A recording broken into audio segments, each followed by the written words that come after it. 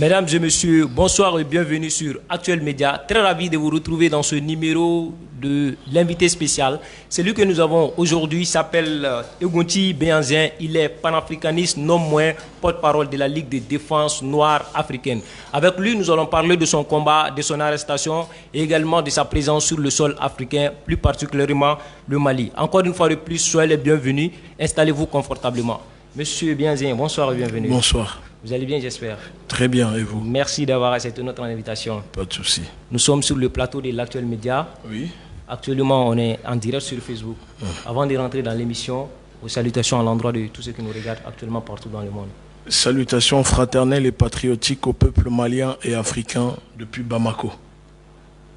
Ok, merci beaucoup. Oui. Monsieur Béhanzin, Oui. pouvez-vous nous parler un peu de votre parcours? Mon parcours, écoutez, je suis porte-parole, leader, fondateur de la Ligue de défense noire africaine, un mouvement de défense contre la négrophobie, ce que les gens appellent le racisme anti-noir, que nous appelons la négrophobie, contre la politique impérialiste et le néocolonialisme, et nous faisons des actions sociales et humanitaires. Donc c'est ça, c'était même la question qui allait venir tout de suite, de nous parler un peu de la Ligue de défense noire africaine. La Ligue de défense noire africaine a pour but de défendre les droits des afro-descendants et africains au niveau de la diaspora et sur le continent africain. L'objectif, nous défendons vraiment la dignité, l'honneur du peuple noir, pas seulement de l'Afrique, parce que les Noirs ne se trouvent pas forcément qu'en Afrique, mais au-delà de l'Afrique, un peu partout dans le monde. Voilà, nous sommes présents partout, hein, donc on doit se défendre partout. Voilà l'objectif de notre mouvement. Dites-nous, qu'est-ce qui vous a motivé à mettre en place cette ligue? Ce qui m'a motivé à lancer, à créer notre mouvement, c'est par rapport aux injustices qui s'accumulaient que je regardais, parce que vous savez, je réside en France. Je suis arrivé en France quasiment majeur. Moi, je suis né en Afrique, j'ai grandi en Afrique. Et en France, il y a beaucoup d'injustices que subissent les Africains, les Afro-descendants. Et personne personne ne cherche à prendre leur défense. Le peu d'organismes qu'il y a, ce sont des organisations qui sont un peu qui ont un programme lié à l'assimilation. Vous comprenez, ça veut dire au déracinement de l'homme noir, de l'homme africain. En gros, quand on est africain en France, on ne doit pas revendiquer sa culture afro. Il faut revendiquer le fait seulement d'être français, d'être gaulois. Donc quand on arrive à faire croire à des afro-descendants, à des africains, à des noirs qu'ils sont gaulois et que ça fonctionne, pour moi c'est très dangereux. C'est à cause de tout ça que nous avons décidé de lancer notre mouvement et amener notre vision, notre façon aussi de voir les choses et ne pas toujours suivre les organismes financés et infiltrés par l'État français qui est là pour prôner une politique jacobine pour effacer l'identité noire. Donc si je comprends bien, l'objectif principal c'est de libérer l'Afrique? L'objectif principal c'est de libérer l'Afrique, mais surtout libérer le peuple noir à travers le monde. Donc comment expliquer aujourd'hui aux jeunes africains que l'Afrique n'est pas jusqu'à présent libre? L'Afrique n'est pas libre tout simplement parce que la plupart des pays dont nous sommes issus ne se sont pas battus. Il n'y a pas eu des révolutions comme en Haïti, au Venezuela et d'autres pays pour obtenir l'indépendance. Vous comprenez, c'est une illusion. On nous a donné l'indépendance en disant tenez, vous êtes indépendants, mais tout en contrôlant le système de nos pays. Donc l'Afrique n'est pas libre. C'est pour ça que ça a fait polémique quand j'ai osé le dire la dernière fois que nous sommes partis rendre hommage à Amadou Djokoroni, c'est ça, Djokoroni, au cimetière, et je disais que l'Afrique, les pays africains sont des camps de concentration d'Auschwitz à ciel ouvert pour la France. Vous comprenez? Aujourd'hui, l'Afrique, c'est un camp de concentration pour la France. Donc, dites-nous, qu'est-ce qui explique votre présence sur le sol africain, plus précisément au Mali? Ma présence est tout simple. Nous, les panafricanistes, nous, les révolutionnaires, nous estimons et nous pensons que le Mali est le pays où cette révolution panafricaine partira pour libérer l'Afrique. C'est-à-dire, le Mali est, on va dire, un laboratoire du panafricanisme. Et si nous arrivons, nous réussissons cette révolution, ce changement en ce moment au Mali, il faut comprendre que ça va suivre le reste des pays, que ce soit la Côte d'Ivoire, la Guinée, le Togo, le Gabon, le Cameroun. Il va se passer quelque chose. Et donc, nous devons concentrer notre force autour du Mali pour déclencher cette révolution panafricaine qui balayera tout sur son passage pour libérer le continent africain des mains de cette bourgeoisie impérialiste française. Ok, donc si je comprends bien, après le Mali, vous allez aller dans d'autres pays africains pour mener le même combat? Oui, parce que la Ligue de défense noire africaine, nous avons lancé un mouvement, c'est-à-dire le mouvement, la fédération des mouvements panafricains de l'Afrique de l'Ouest. Et nous l'avons lancé avant que je n'arrive ici. L'objectif, c'est de rassembler toutes les forces vives, les mouvements panafricains qui existent au niveau de l'Afrique de l'Ouest pour créer une fédération qui pourra maintenant faire face et peser au niveau des décisions politiques face à ces organes dirigés par des pantins comme la CEDEAO et l'Union africaine. L'objectif, c'est de créer zone par zone l'Afrique de l'Ouest, l'Afrique de l'Est, l'Afrique centrale, l'Afrique du Nord, pour ensuite créer un État fédéral. Vous comprenez, une organisation qui rassemblera et pour unir l'Afrique autour d'un État fédéral. Ok, comment comptez-vous gagner ce combat? Pour gagner ce combat, il faudra surtout sensibiliser la population, pas seulement sur les réseaux sociaux. C'est pour ça d'ailleurs que depuis que je suis au Mali, je parcours le Mali, je vais à la rencontre des jeunes dans les ghettos, dans les quartiers populaires, dans les endroits isolés. Parce que beaucoup de panafricains misent aujourd'hui sur le populisme. Beaucoup sont dans le populisme, pensent que le fait d'avoir 1 million de followers sur Internet ou de remplir des salles, c'est ça qui fera libérer l'Afrique. Mais on a tendance à oublier ces coins reculés où les gens n'ont pas les réseaux sociaux, qu'on abandonne. C'est ces personnes qu'il faut aller chercher maintenant pour essayer de transmettre ce réveil qui aujourd'hui se propage un peu partout et créer le lien, articuler le lien entre la capitale et ces coins, ces villages et ces coins reculés dans nos pays en Afrique. Donc d'après ce que vous venez de dire, si je comprends bien, nous avons des faux révolutionnaires parmi nous en Afrique? Ben bien sûr que partout, il y avait des faux prophètes. Pourquoi n'y aurait-il pas des faux révolutionnaires? Donc oui, c'est partout. C'est comme des faux politiciens. Et ça existe partout. Ok, aujourd'hui en Afrique, on voit quand quelqu'un se lève pour mener la révolution, oui. Généralement les gens les suivent. Comment faire pour détecter ces personnes-là? Voilà, pour détecter ces personnes, il suffit juste de voir ce que proposent ces personnes. Est-ce que c'est concrètement un programme pour sortir l'Africain de la soumission? Parce que le problème n'est pas seulement lié à la politique française, il y a aussi des Africains qui sont complices de cela. Aujourd'hui, il faut pas se mentir, l'Africain, nous les Africains, nous aimons le populisme, vous comprenez, nous aimons le populisme, le show. Voilà, c'est comme les artistes quand ça remplit des salles, parce que pour l'Africain, plus il y a du monde qui te suit, ça veut dire que tu es dans la vérité. Mais nous savons en Afrique qu'il y a des pasteurs qui disent qu'ils ont des pouvoirs, qui remplissent des salles, qui disent qu'ils ont des pouvoirs de ressusciter des morts. Donc ce n'est pas forcément vrai, mais on y croit. Donc aujourd'hui, il ne faut pas forcément suivre ceux qui sont dans le populisme, ceux qui drainent la masse.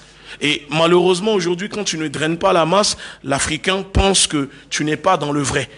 Moi, je suis ceux qui ne drainent pas la masse parce que je sais que c'est eux qui sont dans le vrai. Quand l'ennemi, les personnes que nous combattons ne sont pas d'accord avec toi, c'est parce que tu es dans le vrai. Quand ils sont d'accord avec le programme que tu alignes, c'est parce que tu n'es pas dans le vrai, parce que ça les arrange. Donc moi, je me méfie. Ok, c'est compris. Donc aujourd'hui, jusqu'à présent, nous allons nous atteler sur la libération de l'Afrique. Oui. L'Afrique n'est pas libre sur quel plan et quel plan? Aujourd'hui, l'Afrique n'est pas libre sur le plan politique, économique et social. Okay. Plan politique, développer un pays, plan économique, développer un pays. Bah, vous voyez, j'ai ramené, ça tombe bien parce que c'est une exclusivité pour vous. Vous serez les premiers à en bénéficier. Ça, c'est ce que nous avons remis au CNSP parce qu'on a été reçu au CNSP et nous avons proposé une transition panafricaine, si je peux me permettre, je montre ça aux caméras. D'ailleurs, vous voyez, ça a été signé par le CNSP. Et ce que nous proposons sur le plan, par exemple, économique, c'est très simple. Voilà, sur le plan économique, on explique que il faut, par exemple, la suppression des tarifs douaniers pour les jeunes africains et les mamans africaines dans toutes les frontières maliennes. Vous comprenez, la promotion et soutien des entrepreneurs et des moyens entreprises issues du génie local. C'est-à-dire qu'il faut miser sur la création locale et la création des entreprises panafricaines privilégiant les échanges entre Africains et promotion des produits africains. Ouais, ça veut dire que on doit maintenant développer une économie par nous, pour nous. Voilà. Il ne faut plus se baser sur l'économie des Occidentaux. On ne peut pas faire du copier-coller. On ne peut pas vouloir aujourd'hui aller prendre ce que font les Occidentaux ou en Europe et venir le coller en Afrique. C'est différent. C'est deux mondes complètement opposés. Donc, voilà ce que nous proposons. C'est-à-dire il faut miser, il faut miser sur la production locale et sur des produits, sur le patriotisme. Voilà. Donc si je comprends bien, la contribution de la Ligue de défense noire africaine pour un Mali nouveau? Oui, c'est ce que nous avons proposé. Après, on est rentré dans les détails pour le Mali nouveau et nous avons remis tout cela au CNSP qui en a pris en compte et qui était très ravi aussi de... Parlant de l'économie, parlons de l'éco actuellement. Que pensez-vous de l'éco? Vous savez, l'éco n'est que le visage, l'éco et le franc CFA sont deux visages d'une même pièce. Hein. C'est pas, il n'y a rien qui change entre le franc CFA et l'éco. Donc, il faut arrêter cette monnaie. Mais contrairement aux autres, nous, la Ligue de défense noire africaine, ce que nous proposons est très clair et simple. Parce que vous savez, on ne peut pas se lever d'un jour, claquer les doigts et dire on veut l'arrêt du franc CFA ou de l'éco. C'est des monnaies qui sont utilisées depuis des générations. Nous demandons l'arrêt, nous demandons l'abandon de sortir du franc CFA, de l'éco, mais il faut aussi proposer un processus. Alors, par quelle monnaie remplacer le franc CFA? Moi, j'attends beaucoup de panafricanistes crier, beaucoup de mouvements crier, oui, la fin du franc CFA, de l'éco, mais aucun de ces mouvements, aucun de ces panafricanistes-là n'ont fait des études pour proposer une autre monnaie pour remplacer la monnaie éco. C'est bien beau d'aller sur les plateaux télé et dire on veut la fin de la monnaie éco. Mais que proposez-vous pour remplacer la monnaie éco? Telle est la question. Voilà, donc il faut consulter la population africaine, la jeunesse africaine, mettre un référendum si possible en place, un référendum peut-être même si l'État ne le met pas en place, mais nous les mouvements, nous les activistes, nous les panafricains, on peut lancer un référendum où la jeunesse peut venir voter et ensuite choisir le nom, quelle monnaie, et là on pourra maintenant dire voilà, nous demandons de quitter l'éco, mais sur un processus de 5 ans. Le temps de travailler le remplacement de la monnaie éco. Vous comprenez? Okay, donc c'est la proposition que vous faites? C'est la proposition que, voilà, c'est ça. Pensez-vous pas que c'est une question pour les spécialistes quand on parle de l'économie? Oui, mais bien sûr, c'est pour les spécialistes. D'ailleurs, c'est pour ça que moi, je ne suis pas un expert en économie. Je ne viendrai pas ici prendre la place d'un expert en économie. Chacun son domaine, chacun son terrain. C'est pour ça que je dis qu'il faut consulter tout le monde. Il faut consulter ces personnes. Parmi les jeunes, la jeunesse africaine aujourd'hui, consciente et engagée, il y a des économistes, il y a des personnes qui savent comment travailler autour de ça. Mais malheureusement, il y a des personnes qui s'emparent, qui prennent ce sujet et limite on oublie qu'ils ne sont pas spécialisés de ce sujet et tout le monde croit que voilà, ça va se passer comme ça. Non, il faut revoir la façon de réclamer la fin de la monnaie éco et du franc CFA et proposer du sérieux à la population. Parce qu'aujourd'hui, le problème numéro 1 en Afrique, soyons sûrs, vous le savez, je le sais, ce n'est pas forcément la monnaie éco qui cause problème aux Africains. D'accord? Il y a plus grave que la monnaie éco. Donc il faut aussi parler de tout ça et mettre les problèmes sur la table. Okay. Donc si je comprends bien, ce qui a été proposé aujourd'hui par les leaders africains au niveau de l'éco, c'est-à-dire que les leaders de l'UEMOA, oui. C'est-à-dire que cette proposition n'arrange pas les Africains, c'est ça? Ça n'arrange pas du tout les Africains. Okay. Ça n'arrange pas du tout les Africains Ça arrange encore une fois l'économie de la France d'ailleurs, qui s'inquiète que si la monnaie éco est déménagée, la fabrication est déménagée de la France, il y aura beaucoup de chômage au niveau de la ville où c'est fabriqué. Donc ils sont en train de batailler pour maintenir la fabrication en France pour pouvoir encore donner du travail à la population française. Encore une fois, la fabrication de cette monnaie ne profite pas du tout à la population africaine, que ce soit en termes de création d'emplois, etc. Mais ça profite encore aux Français. Donc il faut déménager tout ça. On doit fabriquer notre monnaie en Afrique, dans nos pays. On ne peut pas utiliser des monnaies qui sont fabriquées dans un autre pays. Ok, c'est le combat dont vous êtes engagé, donc vous allez mener ce combat jusqu'à la victoire finale. Écoutez, oui, pas de victoire sans combat. Donc si on veut des victoires, il faut faire le combat. Ok, c'est compris. On vous a vu soutenir le mouvement M5 au Mali. M5 oui. Qui est un mouvement qui était là pour chasser le président du pouvoir. Vous avez soutenu le mouvement. Oui. Pourtant, l'objectif du mouvement, ce n'était pas pour chasser, par exemple, les troupes françaises. Mais vous avez quand même soutenu le mouvement. C'était quel l'objectif? L'objectif, pour nous, c'était de faire partir Ibeka. Pour nous, donc, c'était normal, c'est un devoir de leader de soutenir ce mouvement qui demandait le départ de Ibeka. Mais maintenant que Ibeka est parti, on doit s'occuper des marionnettistes. La marionnette est partie. On ne peut pas laisser les marionnettistes parce que finalement, autant laisser Ibeka si nous ne sommes pas capables de chasser les marionnettistes qui sont la France et ses alliés. Donc c'est pour ça que je dis au mouvement M5 que le travail n'est pas terminé. C'est pour ça que je dis à l'imam Djiko, si je peux me permettre là de l'envoyer un message, parce que j'ai cru comprendre qu'il disait que son travail est terminé, qu'il retournait à la mosquée. Moi je lui dis, avec tout le respect que j'ai pour lui, que son travail n'est pas terminé tant qu'on ne chassera pas la France, la politique française du Mali. Ok. On a assisté à votre arrestation le 17 septembre, si j'ai la bonne mémoire, 2020. Oui. Qu'est-ce qui a provoqué cette arrestation?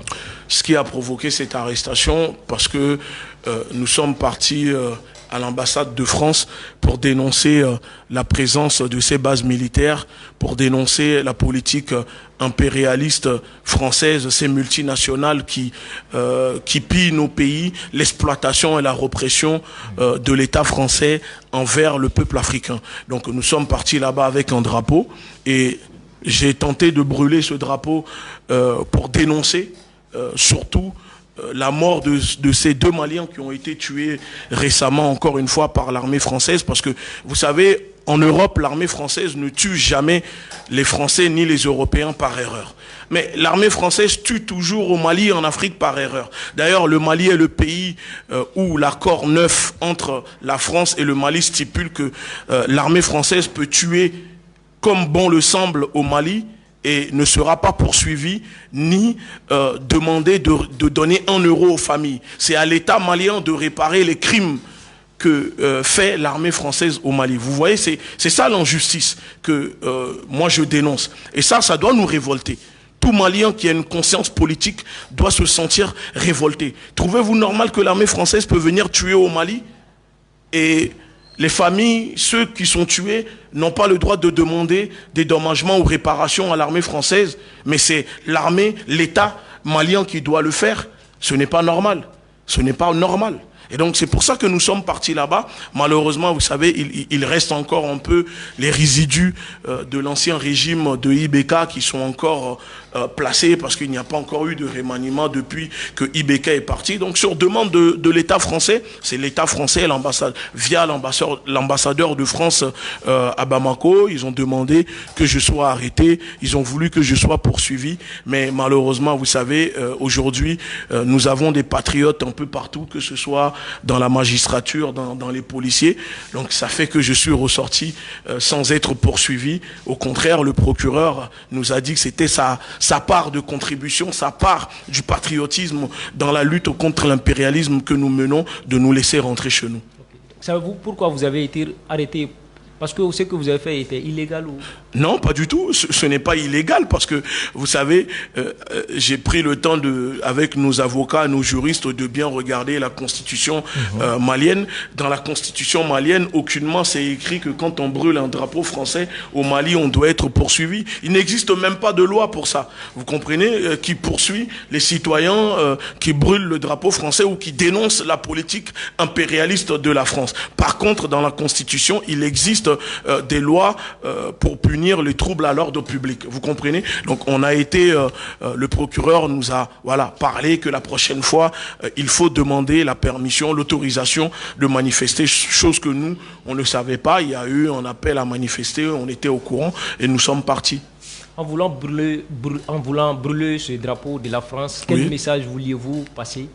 Le message que je passe à l'État français et à ce Macron-Napoléon, comme je l'appelle, hein, Macron, je le surnomme le Napoléon, le nouveau Napoléon français, c'est pour lui dire que si l'État français et Macron s'entêtent à ne pas écouter la colère de la population africaine, de la jeunesse africaine, alors l'Afrique deviendra le nouveau Vietnam de l'armée française. Parce qu'à un moment, il faudra se battre concrètement pour libérer nos terres. Et donc, il faut qu'ils comprennent que l'Afrique et le Mali deviendra le nouveau Vietnam de l'armée française. Okay. Parlons de l'armée française sur le sol africain. Que pensez-vous de cette présence en Afrique, de la présence de l'armée française en Afrique? La présence de l'armée française en Afrique, moi, c'est quelque chose qui me sidère. Vous comprenez, je suis très sidéré parce que moi, je n'ai jamais vu un camp militaire de l'armée malienne en France ou en Europe.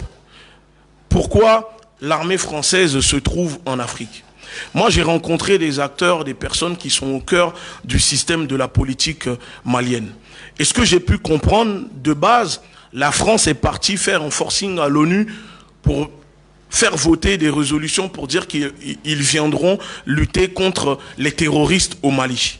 La dernière fois, quand j'étais pendant les journées de concertation, je disais, si l'armée française, l'objectif de l'armée française au Mali, c'est de lutter contre les terroristes. Le Qatar est le pays qui finance les terroristes. Pourquoi la France n'envoie pas l'armée française au Qatar? Ils disent, selon eux, ce n'est pas moi, c'est leur terme, lutter au Mali contre l'islamisme. C'est-à-dire, eux, ils quittent la France, où les terroristes quittent la Belgique pour venir se faire exploser en France. La France n'envoie pas son armée en Belgique, mais on prend son armée et l'envoie à 5000 km de la France, au nord du Mali, là où se trouvent les ressources dont la France a besoin pour vivre, prétendant lutter contre l'islamisme, le terrorisme. Alors, moi je dis, si la France est au Mali pour lutter contre les terroristes, pourquoi la France, l'armée française, ne laisse pas l'armée malienne les accompagner lors de ses missions pour tuer ces terroristes? Pourquoi la France, l'armée française, ne forme pas l'armée malienne pour permettre à l'armée malienne de reprendre le contrôle au nord du Mali? Ce n'est pas le cas?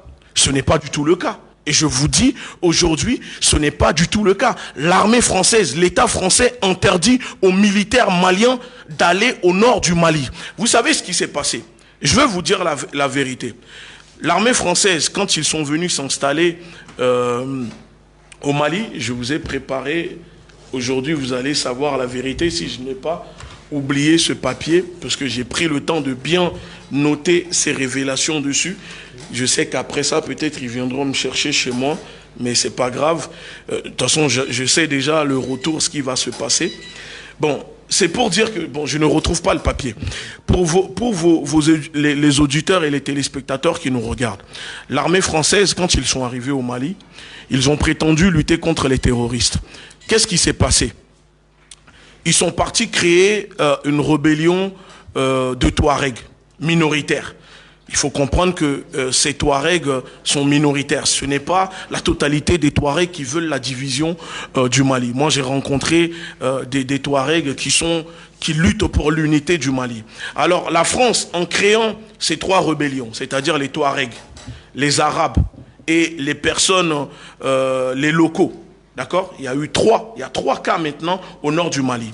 En créant cela pour déstabiliser le Mali, ce qui s'est passé, c'est que l'Algérie, voyant que l'armée française est venue s'installer au nord du Mali, pas loin de l'Algérie, l'État algérien a décidé à son tour de créer, d'accord, un groupe affilié à l'Algérie, c'est-à-dire des Arabes sortis de l'Algérie pour contrer les terroristes que la France, que l'État français est parti créer au nord du Mali. Ça, la France ne s'attendait pas de voir l'Algérie créer aussi à son tour un groupe de terroristes pour combattre les terroristes que la France a créés au nord du Mali. Et donc, ça fait que ils ont commencé au fait à utiliser tout ça pour déstabiliser un peu le Mali.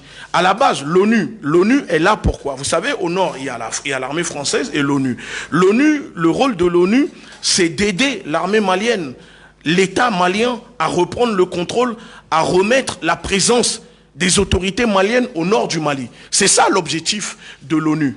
L'armée française est là pour aider l'armée malienne à lutter contre les terroristes. Sauf que nous savons que ce sont les premiers terroristes au nord du Mali sont ces barbouzes en uniforme que la France envoie sur le sol africain, ces militaires, ces légionnaires qui ne respectent pas la dignité du peuple africain. Ce sont eux les premiers terroristes parce que c'est la France qui a créé ces groupes rebelles pour déstabiliser le Mali, pour couper le Mali en deux. Et aujourd'hui, quand vous allez au nord du Mali, l'armée française continue d'installer des camps militaires partout.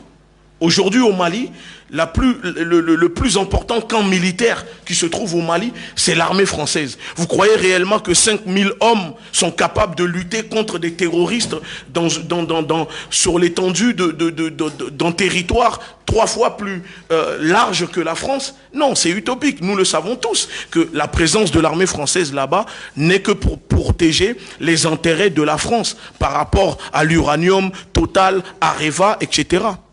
Donc, toutes ces révélations que vous venez de faire, si on vous demande tout de suite, est-ce que vous avez les preuves à la base? Mais les preuves sont là, l'État français le connaît, les anciens diplomates ou les gens qui travaillent dans le gouvernement malien le savent. Pourquoi? Posez-vous la question, pourquoi l'armée malienne n'a pas le droit d'aller au nord du Mali? Au nord du Mali, quelle partie? Que ce soit Ménéka, c'est ça? Ménaka. Ménaka, Gao, Kidal, etc. Pourquoi? L'armée malienne n'est pas présente sur ces... Mais quand vous voyez l'armée française patrouiller, soi-disant lutter contre les terroristes, vous voyez l'armée malienne avec eux? La dernière fois qu'ils ont voulu faire une démonstration pour gérer la communication, on a vu à la télé l'armée malienne arriver au nord du Mali pour dire voilà, on a repris cette zone. Mais non, l'armée française refuse. Et donc aujourd'hui, nous, ce que nous disons, si l'État français prétend que la présence de l'armée française au Mali, c'est pour lutter contre les terroristes, alors nous disons qu'ils doivent permettre à l'armée malienne de reprendre la main. Et une fois que c'est le cas, eux, il faut démanteler leur base et retourner en France. Mais le problème, c'est que quand l'armée française continue de créer, d'ouvrir des camps militaires de la France dans le nord du Mali, vous comprenez que l'objectif, ce n'est pas de partir. Finalement, ils sont en train de s'installer au Mali. Ils sont en train de recoloniser l'Afrique en créant que ce soit le nord du Burkina, le Niger, le Mali. Vous voyez, c'est stratégique. C'est dans ces zones-là que se trouve tout ce que la France a besoin en termes pour faire fonctionner ses centrales nucléaires. Donc l'uranium, etc. Donc l'armée française n'est pas là pour protéger les Maliens. C'est l'armée française qui crée, qui déstabilise, qui monte. Vous prenez les Dogons et les Peuls. Ce sont deux ethnies qui ont toujours cohabité depuis longtemps. Nous sommes d'accord. C'est depuis l'arrivée de l'armée française que d'un coup, on apprend que des Peuls s'en prennent aux Dogons, des Dogons s'attaquent aux Peuls. C'est la France qui crée tout ça. Ça fait 50 ans, l'armée malienne a été capable de défendre le Mali. Nous sommes d'accord. Et vous croyez que si demain, l'armée française quitte le Mali, l'armée malienne n'est pas capable de défendre le Mali, alors que ça fait plus de 50 ans que l'armée malienne a été capable de défendre le Mali? À un moment, il faut dire la vérité aux gens. Beaucoup de personnes sont au courant. Beaucoup de militants, beaucoup d'activistes, beaucoup de personnes se disant panafricanistes sont au courant de la vérité, mais ne disent pas la vérité à la population. Et ça, c'est la chose qui me sidère encore le plus.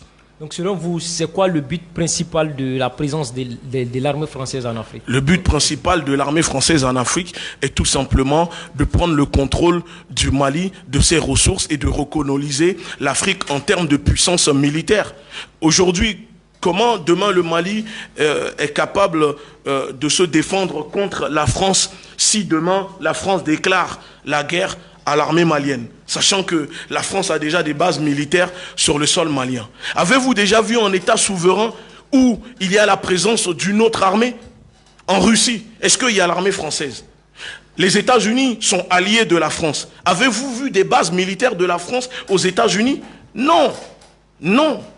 Donc, la France le sait. Le gouvernement français est au courant. L'État français, l'ancien État de IBK, pareil.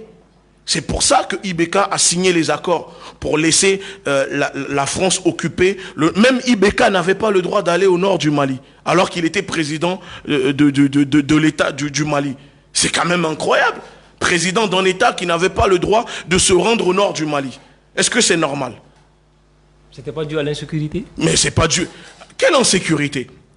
S'il y a l'insécurité pour les Maliens qui vivent au nord du Mali, pourquoi il n'y a pas d'insécurité pour les militaires et leurs familles, les personnels qui travaillent dans les entreprises comme Areva Total au nord du Mali?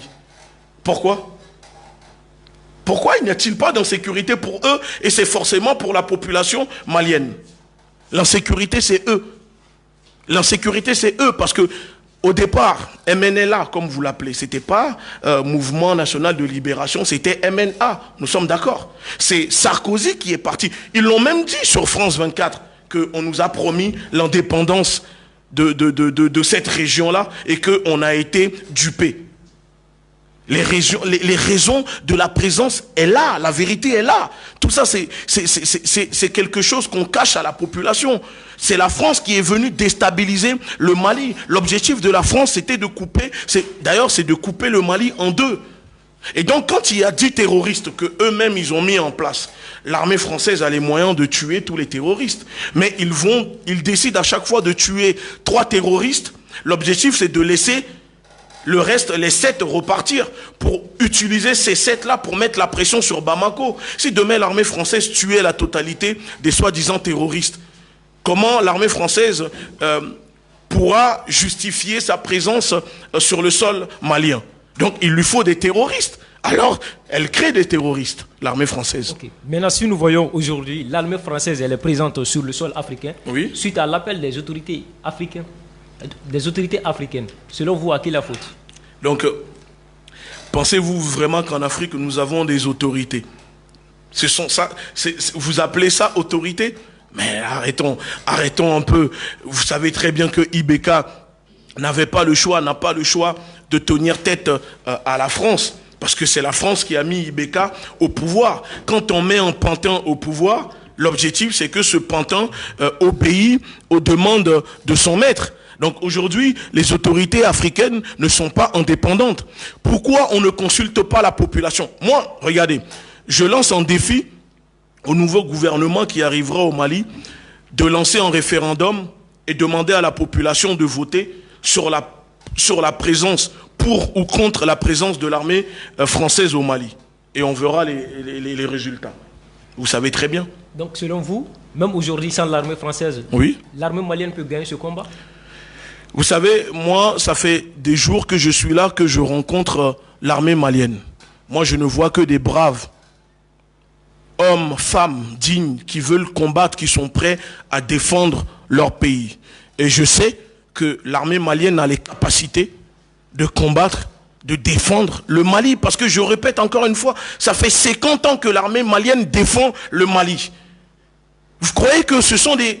Mais arrêtons un moment, il faut aussi donner de l'importance à nos soldats. Aujourd'hui, quand un militaire français meurt au Mali, la classe politique malienne pleure, le président pleure, la communauté internationale pleure, réagit.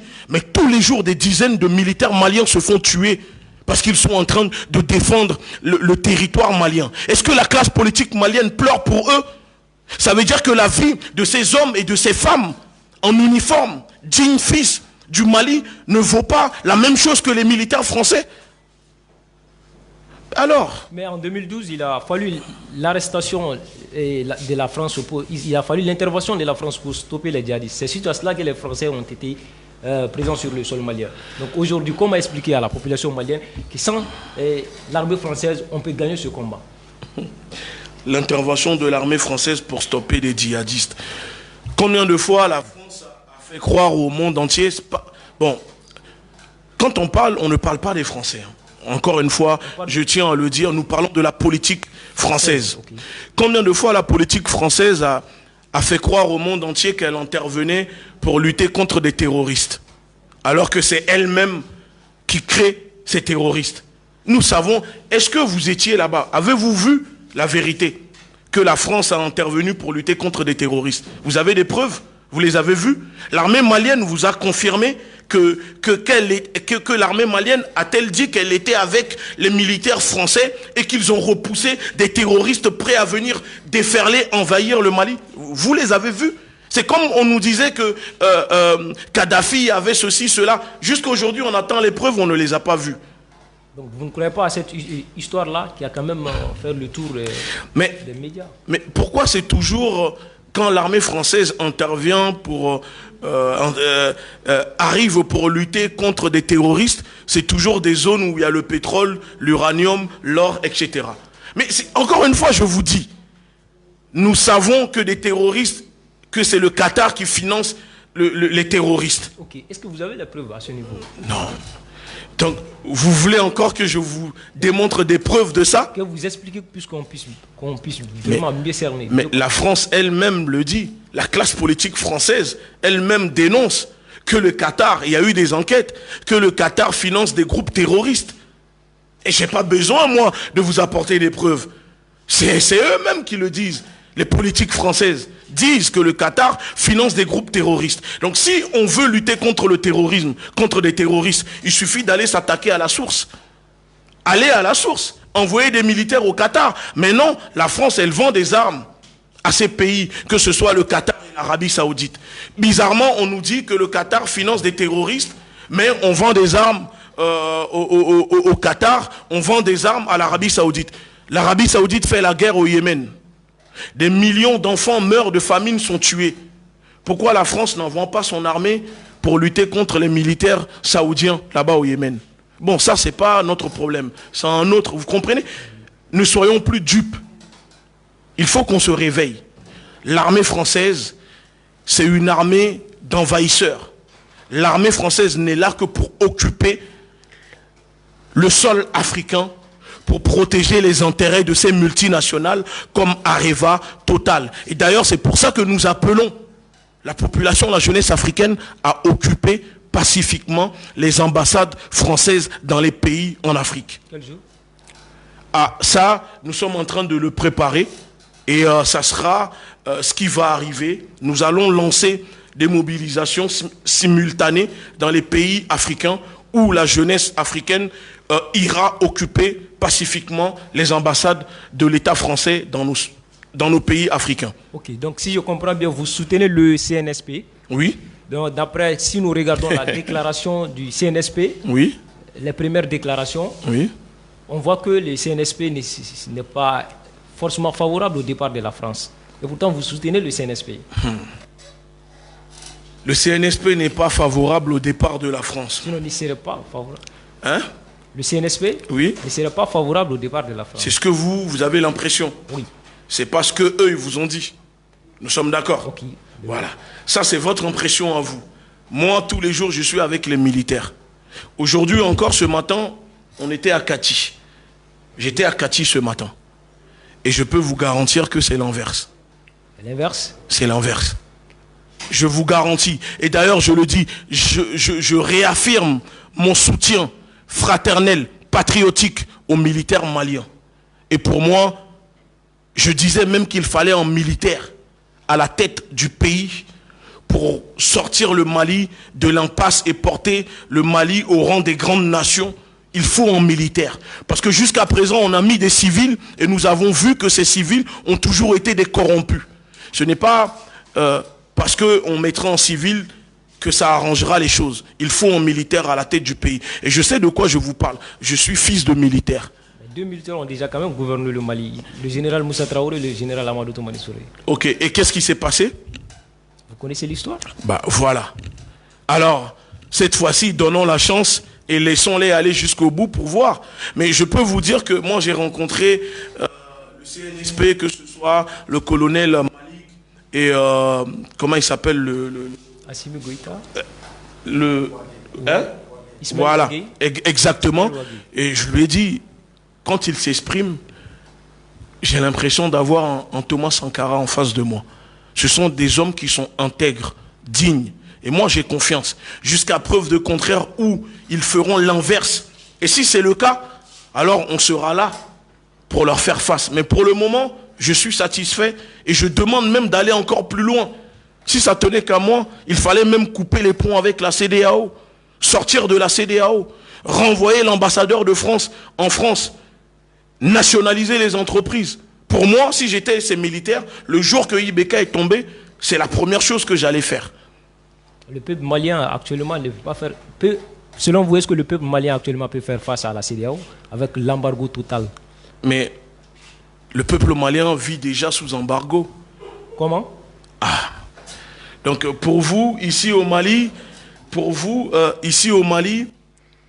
ne voyez pas que ce soit le Mali ou les autres pays africains que nous vivons déjà sous embargo, puisqu'on nous bloque de nous développer. On est déjà sous embargo. Vous croyez demain que l'embargo de la CEDEAO peut changer quelque chose dans la vie des peuples, du peuple malien digne que moi je rencontre, les descendants de Modibo Keïta? Nous vivons déjà dans la misère. Nous sommes déjà habitués à vivre avec peu. Mais la CEDEAO, dites-moi, la CEDEAO représente quoi concrètement pour la population africaine? La CEDEAO n'est même pas capable de trouver un vaccin contre la malaria pour soigner 1 million d'Africains qui meurent chaque année de la malaria. La CEDEAO n'est pas capable d'apporter de l'eau potable pour la population africaine. Et vous nous parlez de la CEDEAO. La CEDEAO. Mais moi-même, la Ligue de défense noire africaine, je vaux plus que la CEDEAO. Moi tout seul, je fais plus que la CEDEAO. Les Maliens n'ont pas besoin de la CEDEAO pour vivre. Nous savons cultiver la terre.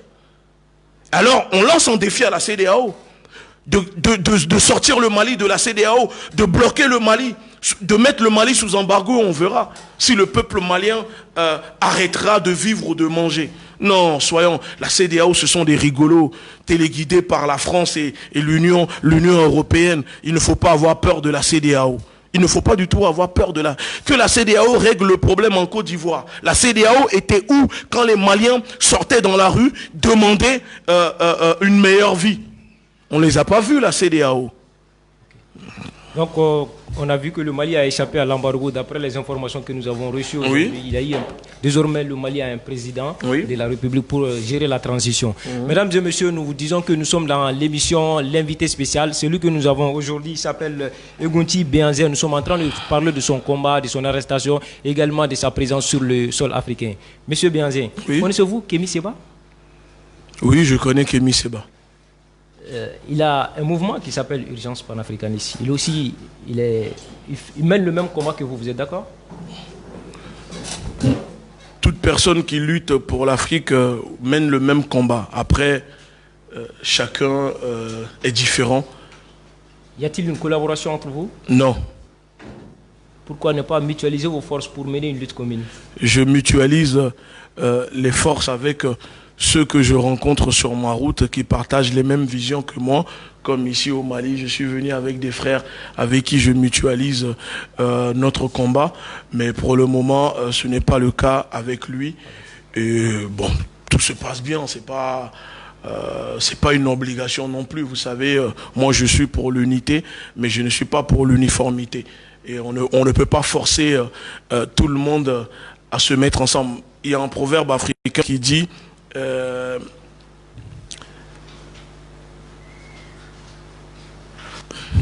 je ne sais même pas si je le dis, ça ne va pas, ça risque encore de... Non. Je préfère ne pas le dire, c'est mieux.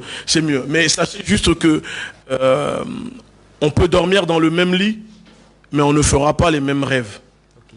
Vous comprenez? L'objectif principal reste de libérer l'Afrique. La lutte pour l'émancipation et la libération, l'autodétermination, l'autosuffisance du peuple africain. C'est ça qui compte. Et nous soutenons toute personne ou mouvement qui lutte avec sincérité, avec honneur et dignité pour libérer le peuple africain de cette soumission que nous impose la politique impérialiste française. À ce niveau, quel message avez-vous à l'endroit de tous les révolutionnaires africains? Le message que je lance à tous les révolutionnaires africains, moi je dis à ces hommes et ces femmes de rester dignes et intègres. Il ne faut pas courir ni tomber dans le populisme. Le populisme, c'est bien, ça impressionne le peuple. Mais avoir le courage d'aller au bout de ses idées, défendre ses convictions, c'est ça qui doit primer au-dessus. Moi, je préfère encore lutter avec 3-4 personnes déterminées, prêtes à aller jusqu'au bout de leur combat, que être entouré de 10 000 personnes, finalement, si demain il m'arrive un truc et que je me retrouve tout seul. Moi, je vois à chaque fois des activistes qui lèvent des foules et à chaque fois, quand ils sont arrêtés ou emprisonnés, il n'y a même pas 10 personnes devant la prison pour demander leur libération. Donc, comme quoi, la foule, c'est bien, mais la détermination, c'est mieux. Alors, s'unir avec les vrais ou périr avec les faux, c'est à nous de choisir. Et ce combat-là concerne tout le monde. Nous sommes tous des leaders.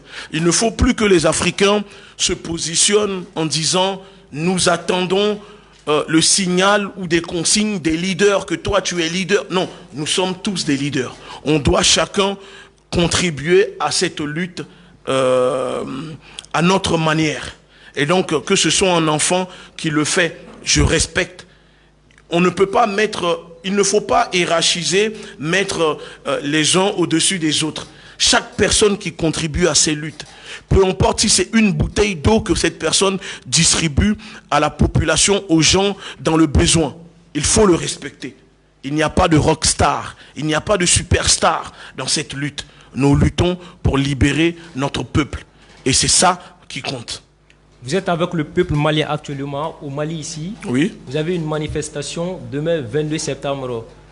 Au Palais des Sports. Au Palais des Sports. Oui. C'est quoi le but de cette manifestation? Le but de cette manifestation, c'est un sursaut national et panafricain pour la libération totale du Mali et de l'Afrique.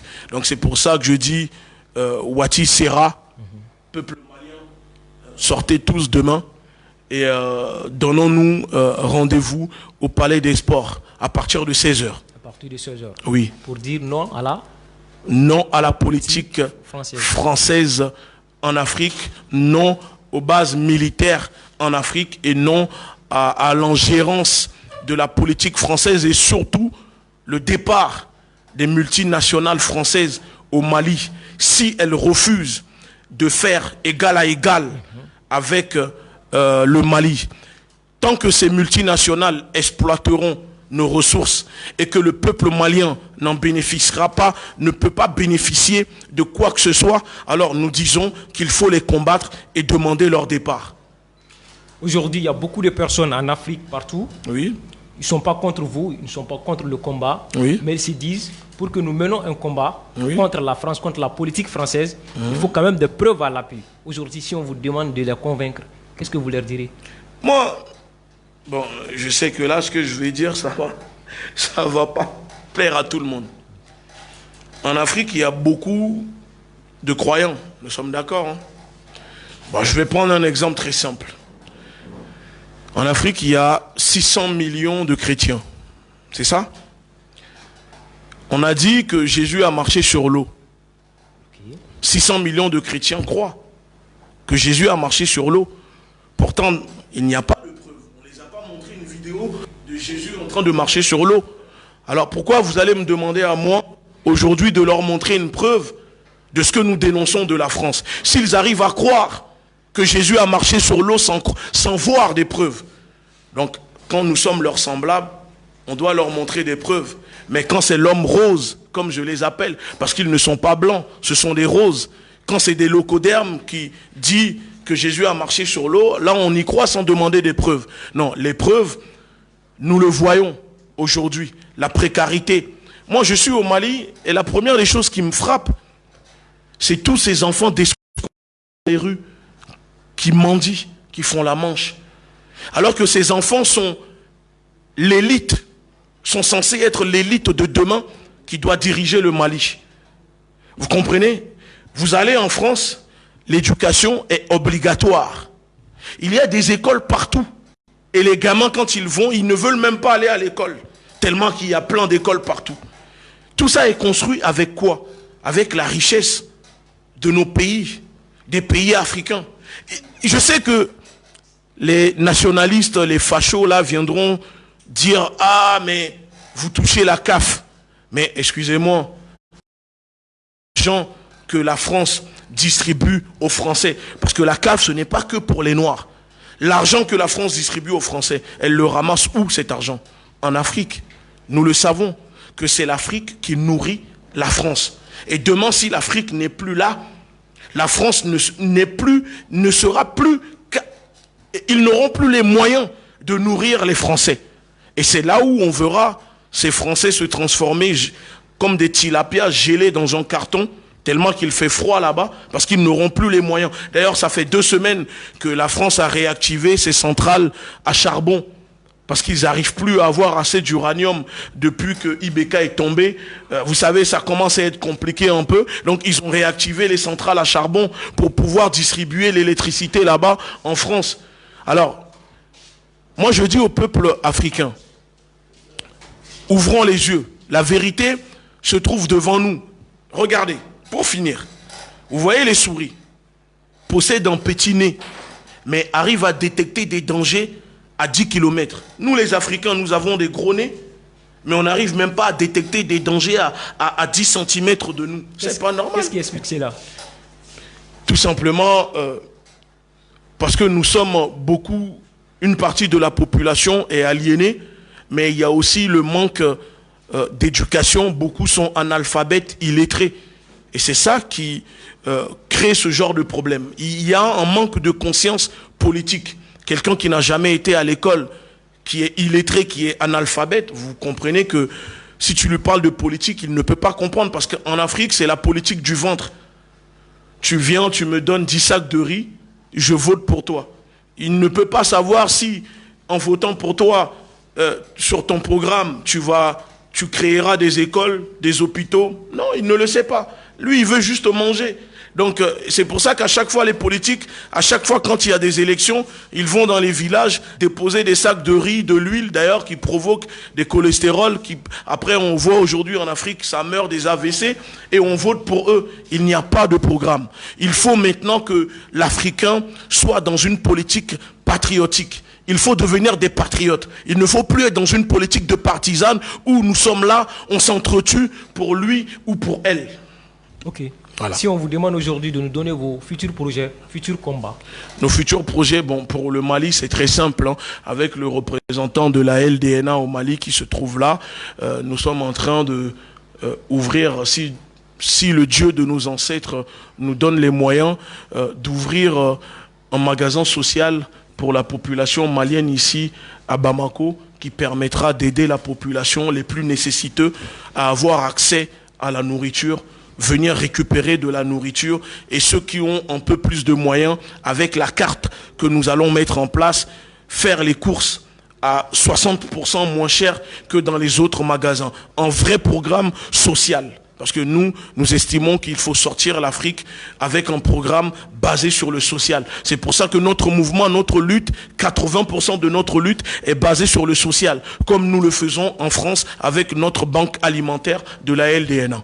Ok, nous tendons vers la fin de cette émission. Oui. Quelles propositions concrètes faites-vous pour une victoire générale, pour sortir l'Afrique de ce problème? Ce que je propose, il ne faut plus avoir peur.